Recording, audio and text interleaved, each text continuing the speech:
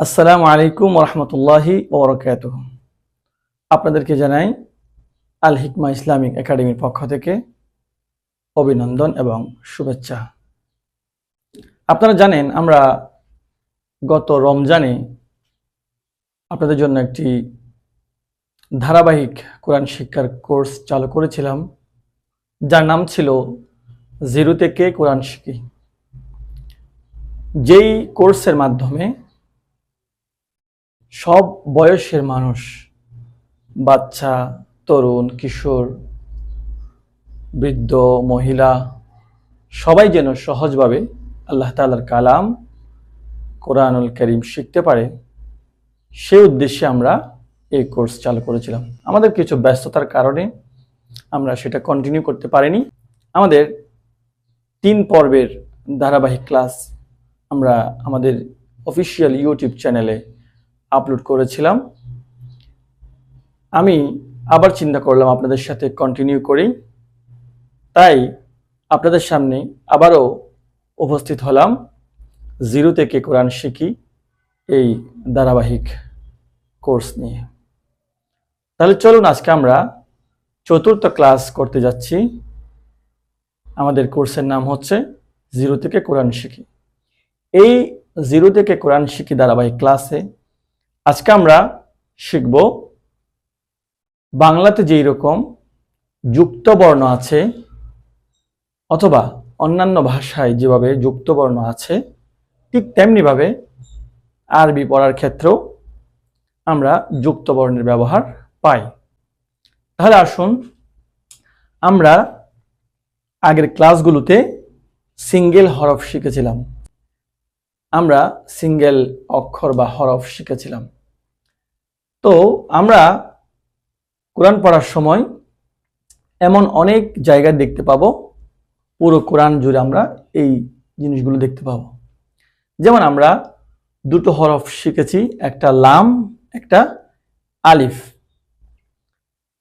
যখন লাম এবং আলিফ যুক্ত হবে, যুক্ত বর্ণ হিসেবে আসবে, তখন কি রকম স্ট্রাকচার হতে পারে, এটা হচ্ছে লাম এবং আলিফের স্ট্রাকচার।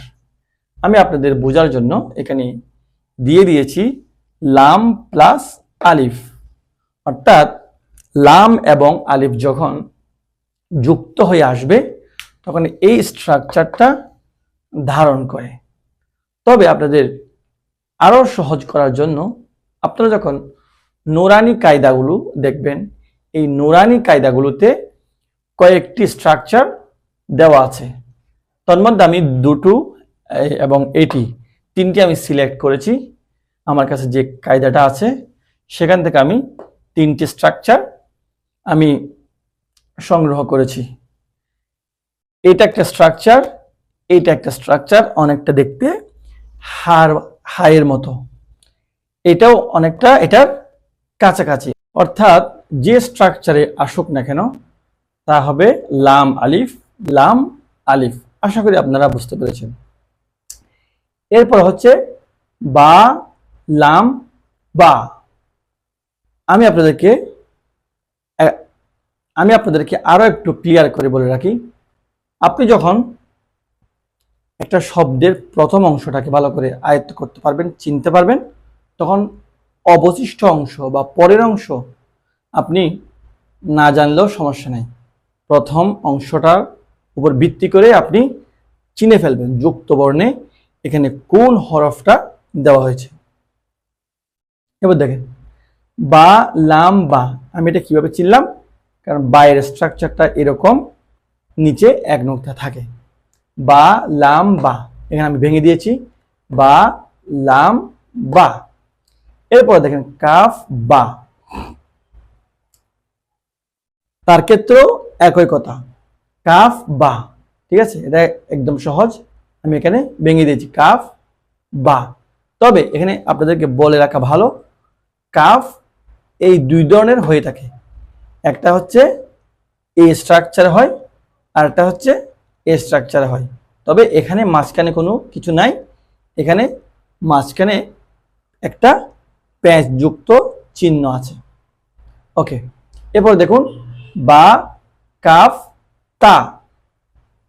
এই স্ট্রাকচারটা যখন আপনি দেখতে পাবেন তখন বলতে হবে বা কাফ তা, বা কাফ তা, সদ আইন।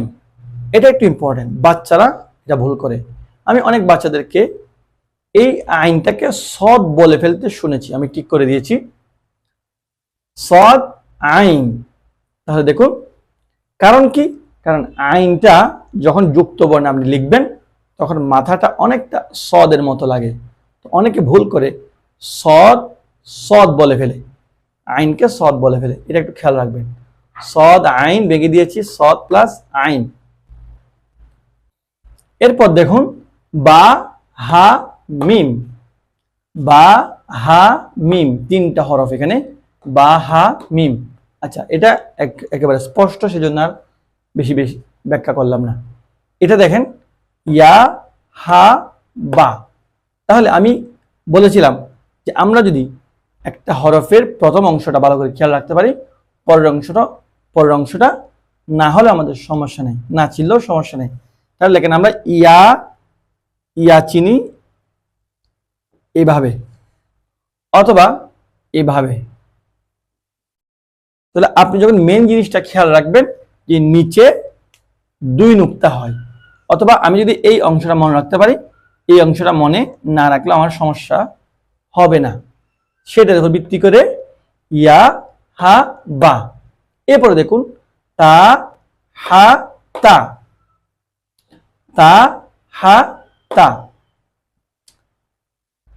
এখানে একটা বলে রাখা ভালো, এই স্ট্রাকচারে তিনটা হরফ হয়, জিম হা খ, শুধুমাত্র বিন্দুর উপর ভিত্তি করে পার্থক্য হয়। যদি এই স্ট্রাকচারে আপনি উপরে একটা নুক্তা দেন হয়ে যাবে খ, আর যদি নিচে একটা নুক্তা দেন তখন হবে জিম। আশা করি বুঝতে পেরেছেন। তা হা তা। এরপরে দেখুন সর্বশেষ তা হা, তা হা, তা হা। তাহলে দুইটা কিভাবে তা হা হয়, তার কারণ হচ্ছে যারা ক্যালিগ্রাফি বুঝেন, ফন্ট বুঝেন, ভাষার ফন্ট বুঝেন, তারা এই জিনিসগুলা এই জিনিসগুলো সম্পর্কে তারা ক্লিয়ার আছে। একটা হা এরকম হয়, কোন একটা হরফের সাথে অক্ষরের সাথে গোলাকার হয়ে যুক্ত থাকে, আর একটা হা এরকম শুধুমাত্র একটা বাঁকা করে টান দিয়ে দেওয়া হয়। এটাও হা, এটাও হা, চেনার স্বার্থে আমি দুইটাই উল্লেখ করলাম। আবার যখন এই হাইয়ের উপর শুধুমাত্র দুইটা বিন্দু দিয়ে দিবেন তখন এটা হয়ে যাবে তা, এটাকে আরবিতে বলা হয় তা মারবুতা। এইভাবে আরো অনেক যুক্তবর্ণ আসবে। পুরো কোরআনটাই আপনি পড়ার সময় প্রত্যেকটা শব্দ যুক্ত করে করে আপনাকে পড়তে হবে, ম্যাক্সিমাম শব্দগুলো এভাবে পড়তে হবে। সে কারণে এই ক্লাসটা খুবই গুরুত্বপূর্ণ।